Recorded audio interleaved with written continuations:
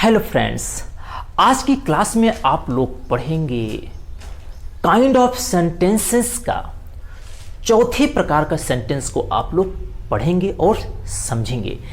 जैसा कि आप लोग जानते हैं, a sentence can be divided into 5 parts as example assertive sentence, interrogative sentence, imperative sentence, exclamatory sentence, optative sentence.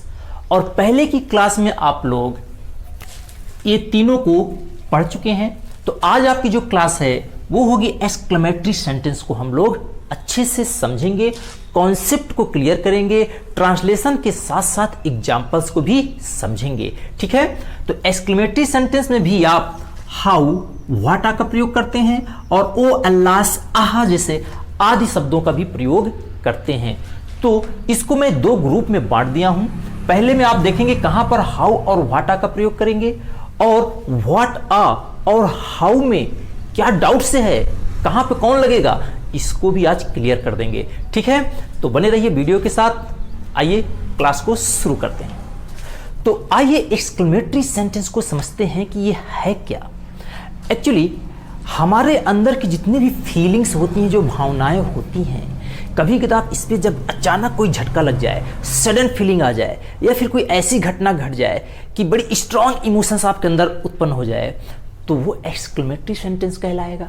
जैसे हमारे पास क्या, हमारी भावनाएं क्या, हम दुखी होते हैं, खुशी होते हैं, आश्चर्य भी होते हैं। ठीक है, कभी कदार बहुत ही प्रशंसा से जो है गदगद हो जाते हैं। तो ये जितनी भी भावनाएं हैं, सपोज दैट आप चले जा रहे हो और अचानक आपके सामने एक सांप आ गया, अरे बाप रे सांप, तो क्या हुआ, ये एक्सक्लेमेटरी सेंटेंस है। या फिर आपका कोई ऐसा दोस्त है जो कि बिल्कुल पढ़ता लिखता नहीं है, बस घूमता रहता है और उसकी नौकरी लग गई, अरे वो जॉब पा गया, तो क्या हुआ, आश्चर्य आपको हुआ। तो ऐसे सेंटेंस क्या है, एक्सक्लेमेटरी है। या कभी कभी किसी का देहांत हो गया, हाय मेरा दोस्त इज नो मोर, सॉरी, तो क्या है, वहां पर भी आप क्या है, आपकी दुख की भावना व्यक्त कर रहे हैं। तो ये सेंटेंस क्या है, एक्सक्लेमेटरी सेंटेंस है। तो इसके क्या रूल्स हैं, इसको हम लोग पढ़ेंगे फेज 1 और फेज 2 करके। ठीक है, फेज 1 में हम लोग केवल सरप्राइज वाली भावनाओं को क्या करेंगे, पढ़ रहे हैं, और फेज 2 में जॉय, सारो, एंगर, कंटेप्ट, अपलॉज, रिग्रेट, सभी प्रकार के सेंटेंस को देखेंगे। ठीक है, बड़े ही सिंपल है। हाँ, लेकिन ये बहुत ही क्या है, मुश्किल है, क्योंकि ये दिखता तो आसान है लेकिन बहुत ही डाउट्स है। ठीक है, तो सभी डाउट्स आज क्या होंगे, क्लियर होंगे। ठीक, तो आइए देखते हैं। सरप्राइज में क्या होता है, जब हम कभी आश्चर्यचकित होते हैं किसी भी चीज को, उम्मीद से ज्यादा, उसकी औकात से ज्यादा जब कोई चीज हमारे सामने हो तो उसको हम कितना शब्द लगाकर बोलते हैं। ठीक है, ये कितना बड़ा है, कितना छोटा है, कितना अच्छा है। ठीक है, या फिर कैसा आदमी हो यार, कैसा स्टूडेंट हो भाई। ठीक है, तो इस प्रकार के जब हम सेंटेंस को बोलते हैं तो वहां पर अपने आश्चर्य को क्या करते हैं, सरप्राइज को प्रकट करते हैं। और सरप्राइज को प्रकट करने के लिए आपके पास दो शब्द हो जाते हैं, व्हाट आ और हाउ, दोनों लगा सकते हैं। व्हाट आ और हाउ, देखिए दोनों मीन्स हिंदी का अर्थ निकलेगा, कैसा, कैसी, कैसे, कितना, कितनी, कितने। इसमें डाउट मत होइएगा, चाहे व्हाट आ लगाइए चाहे हाउ लगाइए, दोनों का हिंदी एक ही है। ठीक है, अब आपको यह पढ़ना है कि कहां पर व्हाट आ लगेगा और कहां पर हाउ लगेगा। तो इसके लिए मैंने यहां पर लिखा दिया हूं, लेकिन इसको नोट डाउन कर लीजिएगा, लेकिन एग्जाम्पल को जरूर देखिएगा तभी समझ में आएगा। ठीक, देखिए ये क्या है, व्हाट आ का हम प्रयोग तब करते हैं जब सेंटेंस में नाउन शब्द आएगा। हाउ का प्रयोग तब करते हैं जब सेंटेंस में एडजेक्टिव या एडवर्ब आएगा। और व्हाट आ या एन का प्रयोग हम तब करेंगे जब एडजेक्टिव या नाउन दोनों आएगा। और ये एडवांस रूल्स में है, इस यहां तक आपको बाद में बताएंगे क्योंकि ये डाउट क्लियर करेगा। तो इसको बाद में हम एग्जांपल में क्या कर देंगे, बता देंगे। ठीक है, तो 3 फेज आपको ये क्या करना है, क्लियर करना है अभी। ठीक, आइए देखते हैं। देखिए पहला सेंटेंस हमारे पास है, तुम कैसा मूर्ख हो। ठीक है, तो सेंटेंस को ट्रांसलेट करना है तो आपको स्ट्रक्चर को भी क्या कर लेना है, समझ लेना है। एक्सक्लेमेटरी सेंटेंस जो स्ट्रक्चर है वही नॉर्मल स्ट्रक्चर है असर्टिव सेंटेंस का जो चलता है, subject plus helping verb plus main verb plus object plus other words. बस एक पॉइंट आपको ख्याल रखना है कि सेंटेंस के लास्ट में एक्सक्लेमेशन मार्क से जरूर लगेगा। ठीक, और स्टार्टिंग में मैंने यहां पर ब्लैंक दिया हूं, यहां पर क्या करना है, आपको इस प्रारूप को इसको लाकर यहाँ पर क्या करना है, भरना है।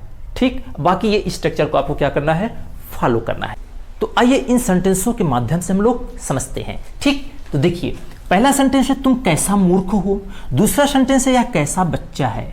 दोनों सेम सेंटेंस हैं, अंतर क्या है, यहाँ पर मूर्ख आया हुआ है, यहाँ पर क्या आया हुआ है, बच्चा आया हुआ है। ठीक है, तो सबसे पहले हमने आपको क्या बताया, इस स्ट्रक्चर पे जाइए। देखिए कैसा की इंग्लिश आप चाहे व्हाट लगाइए, हाउ लगाइए, लेकिन बाउंडेशन ये है कि अगर नाउन आएगा तो व्हाट आ या व्हाट एन लगेगा, अगर एडजेक्टिव आएगा तो हाउ लगेगा। ठीक, तो अब यहाँ पे देखिए ये मूर्ख शब्द को देखिए, ये क्या है, ये नाउन है। ठीक है, ये एक कम दिमाग वाले व्यक्ति को दर्शाता है। ठीक, तो ये क्या है, बच्चा, ये भी क्या है, नाउन है। तो ये भी नाउन है और ये भी नाउन है। तो दोनों में अंतर को हम लोग समझेंगे। सबसे पहले कैसा की इंग्लिश आप क्या लगाएंगे, व्हाट आ, व्हाट आ, जिसको अब मूर्ख की इंग्लिश हो जाएगा, यहां पर हम लोग इडियट शब्द को ले रहे हैं। ठीक है, व्हाट अ इडियट। ठीक, अब दूसरे में लेते हैं, कैसा शब्द आया हुआ है, तो क्योंकि ये नाउन है इसलिए हम लोग यहां क्या ले रहे हैं, व्हाट आ ले रहे हैं। ये क्या है, बच्चा है, तो इसको लगाएंगे चाइल्ड। ठीक है, व्हाट अ चाइल्ड, लेकिन गलत हो गया है। क्या गलत हुआ है, अब ये ध्यान दीजिएगा। देखिए नाउन के पहले व्हाट आ लगेगा, ये भी नाउन है, इसके पहले भी व्हाट आ लगेगा, लेकिन आपको अल्फाबेट को भी क्या करना है, ध्यान देना है। अगर ये पहला अक्षर वावेल से है तो ए नहीं एन लगेगा। ठीक, व्हाट एन लगेगा, और अगर ये पहला अक्षर कॉन्सोनेंट है तो यहां पर ए लगेगा, बस, बाकी इसमें कोई डिफरेंट नहीं है। जहां व्हाट लगेगा व्हाट एन भी वहीं लगेगा, लेकिन आपको वावेल्स का ख्याल रखना है। ठीक, ये हो गया। इसको मैंने क्या बताया था, इसको आपको इस जगह पर रखना है। फिर क्या लगाना है, सब्जेक्ट। सब्जेक्ट कौन है, तुम की इंग्लिश क्या हो जाएगा, यू। फिर क्या लगाना है, हेल्पिंग वर्ब, तो यू के साथ कौन सी हेल्पिंग लगेगी, आर। सेंटेंस यहीं पे फिनिश हो गया, आगे कुछ नहीं है, तो यहीं पे क्या है, समाप्त है। यहां पे सब्जेक्ट क्या है, यह है, तो पहले यह की इंग्लिश लिखेंगे दिस, फिर इसके साथ क्या लगेगा, इज, और इस तरीके से क्या हो जाएगा, ये दोनों सेंटेंस क्लियर हो रहा है। ठीक है, अगला एग्जाम्पल है हमारा, यह फूल कितना सुंदर है, यह कितना सुंदर फूल है। दोनों में डिफरेंट को समझिएगा। यह फूल कितना सुंदर है, यह कितना सुंदर फूल है। ठीक, देखिए इसमें क्या है, कितना सुंदर आपस में अटैच है और कितना सुंदर फूल ये आपस में क्या है, अटैच है। ठीक है, आइए अब हम लोग इसको सॉल्व करेंगे। तो सबसे पहले आप जिस एडजेक्टिव या नाउन को लेकर आपको आश्चर्य हो रहा है, पहले उसको हम क्या करेंगे, इस कॉलम पर फिट करेंगे। तो अब देखिए सुंदर शब्द क्या है, एडजेक्टिव है ना, लेकिन यहां पे सुंदर शब्द क्या है, एडजेक्टिव है, इसके साथ एक अटैचमेंट हुआ है, ये क्या है, फूल शब्द क्या है, नाउन है। ठीक है, अब देखिए अगर एडजेक्टिव आता है तो उसके पहले आप किसका प्रयोग करेंगे, हाउ का प्रयोग करेंगे। तो कितना इंग्लिश क्या लिखेंगे, हाउ, फिर सुंदर का ब्यूटीफुल, उसके बाद क्या लगाना है आपको, सब्जेक्ट। यहां पे सब्जेक्ट है यह फूल, यह शब्द क्या है, डेमोन्स्ट्रेटिव प्रोनाउन। जब किसी को आप इंडिकेट करते हैं तो ये अपने साथ जो है उसको अटैच करता है। ठीक है, तो ये एक साथ जाएगा, यह फूल, तो आप लिखेंगे दिस फ्लावर, फिर क्या लगाएंगे, हेल्पिंग वर्ब, तो इसके साथ क्या लगेगा, हेल्पिंग वर्ब, इज, और सेंटेंस क्या हुआ, समाप्त हुआ। इसी प्रकार से नेक्स्ट सेंटेंस देखिए, यह कितना सुंदर फूल है, तो आप कितना का अंग्रेजी क्या लिखेंगे, देखिए ये एडजेक्टिव है, ये नाउन, हमने क्या बताया था, अगर एडजेक्टिव आता है, एडजेक्टिव का नाउन आता है, तो क्या लगाएंगे, व्हाट आ या व्हाट एन। ठीक है, तो आइए देखते हैं। तो सबसे पहले आपको कितना का अंग्रेजी यहां पर व्हाट आ लगाएंगे, क्या लगाएंगे, व्हाट आ, क्योंकि सुंदर का पहला अक्षर क्या है, कॉन्सोनेंट। अगर ये वावेल्स होता तो यहां पर क्या लगाना है, आपको एन लगाना है। ठीक, तो ब्यूटीफुल, ठीक है, व्हाट अ ब्यूटीफुल फ्लावर। अब क्या लगाना है इसके बाद, सब्जेक्ट क्या है, यह, तो यह इंग्लिश लगाएंगे दिस, फिर सिंगुलर में है तो इज, तो what a beautiful flower this is.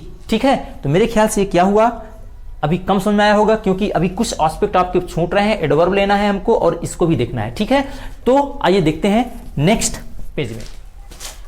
तो आइए देखते हैं अपनी इमोशंस को एक्सप्रेस करने के लिए व्हाट आ या हाउ के अलावा वो कौन कौन से शब्द हैं जिनका यूज आप कर सकते हो। ठीक है, तो हमारे पास कुछ शब्द हैं, जैसे खुशी के शब्द होते हैं, हुर्रा हम मैच जीत गए। ठीक है, तो वहाँ पर हुर्रा शब्द का प्रयोग आप कर सकते हैं। ठीक, नेक्स्ट है कभी अगर दुख की बात हो, कोई डेड हो गया है तो वहाँ पर ओह, आह या अल्लास। देखिए ओ या आ अरे शब्द का हिंदी में उच्चारण इसका निकलता है, और अल्लास मतलब हिंदी में इसका अर्थ निकलेगा हाय। ठीक है, तो वो हाय टाटा वाला नहीं है, हिंदी में है हाय, मतलब हाय मैं फेल हो गया, हाय मेरा दोस्त का देहांत हो गया, हाय। ठीक है, तो ये वाला हाय है। ठीक, अब देखिए हा हा, हंसी के शब्द, जब आप कभी खुश हो जाए तो हा हा कर सकते हैं। अब फाय फाय, ये क्या है, फाय फाय क्या है, छी छी कितना गंदा है, हटाओ इसको यहाँ से।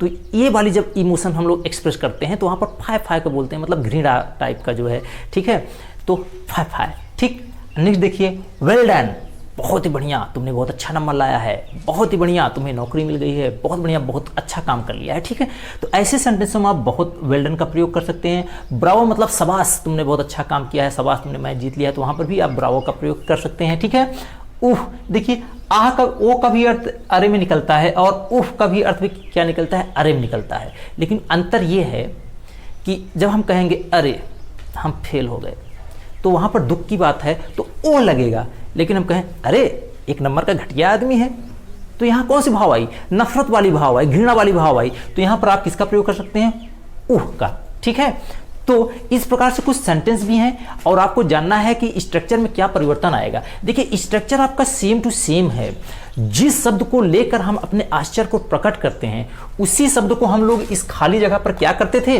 लिखते थे, जैसे हाउ ब्यूटीफुल, हाउ बैड। ठीक है, अभी क्या है, स्ट्रक्चर वही सेम टू सेम रहेगा, लेकिन ये जो एक्सक्लेमेशन मार्क्स आप लगाते हैं, इसको यहाँ पर ये जो शब्द आएंगे, शब्द के बाद ही क्या रहेगा, एक्सक्लेमेशन मार्क्स लगा रहेगा। ठीक है, अब लास्ट में आप एक्सक्लेमेशन मार्क्स नहीं लगाइएगा, लास्ट में फुल स्टॉप लगेगा, इस बात को ध्यान रखिएगा। ठीक है, आइए, हाय वह अब नहीं रहा। ठीक, तो आपको क्या करना है, हाय की इंग्लिश लिख देना है अल्लास। अगला ये आपका मेन सेंटेंस है, वह अब नहीं रहा, तो इसका स्ट्रक्चर आपका वही चलेगा। देखिए हाय के बाद आप एक्सक्लेमेशन मार्क्स और अल्लास के बाद एक्सक्लेमेशन मार्क्स लगाना नहीं भूलेंगे। ठीक है, अब अगला सेंटेंस को आप करेंगे, सबसे पहले देखिए सब्जेक्ट क्या है, ही। ठीक है, नहीं रहा, इसको आप प्रेजेंट सिंपल में बोलते हैं, यहाँ पे हेल्प में वो लगाएंगे इज। ठीक है, और अब नहीं रहा को आप लिखेंगे नो मोर।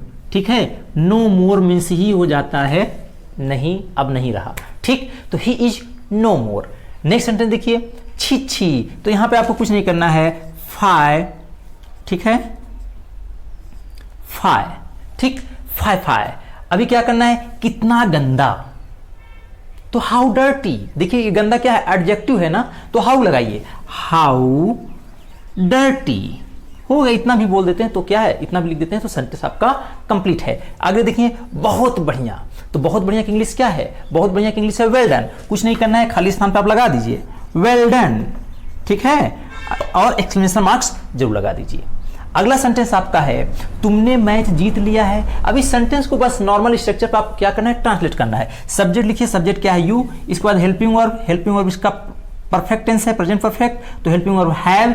मेन वर्ब की थर्ड फॉर्म, जीतना का थर्ड फॉर्म हो जाएगा वन। फिर ऑब्जेक्ट क्या है, मैच, वन द मैच। ठीक है, तो यहां पे फुल स्टॉप लगाएंगे। बस इस प्रकार से आप किसी भी सेंटेंस को एक्सक्लेमेटरी सेंटेंस में सॉल्व कर सकते हैं और बोल सकते हैं। बोलने चालने में भी बहुत ज़्यादा प्रयोग होता है। ठीक है, बस एक पॉइंट का ख्याल, लिखते समय एक पॉइंट का ये ख्याल रखिएगा कि अगर ये सारे शब्द आते हैं तो एक्सक्लेमेशन मार्क शब्द के बाद लगाइएगा, लास्ट में फुल स्टॉप लगाइएगा।